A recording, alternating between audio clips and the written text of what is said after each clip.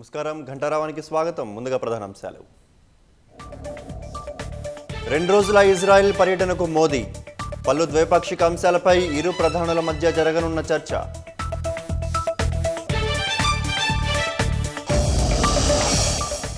భారత్ పాకిస్తాన్ యుద్ధాన్ని ఆపానంటూ మళ్లీ ట్రంప్ వ్యాఖ్యలు.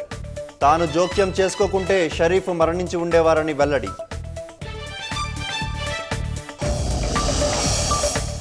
ఏఐతో ఉద్యోగాలు పోవన్న ఆంథ్రోపిక్ సీఈఓ.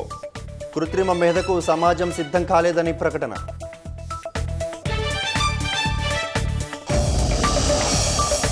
ప్రశాంతంగా కొనసాగుతున్న ఇంటర్ ఫస్ట్ ఇయర్ పరీక్షలు. పరీక్షా కేంద్రాల వద్ద భద్రత కట్టుదిట్టం.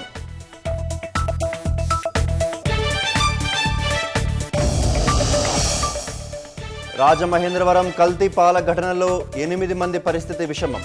బాధిత ప్రాంతాల్లో కొనసాగుతున్న సర్వే.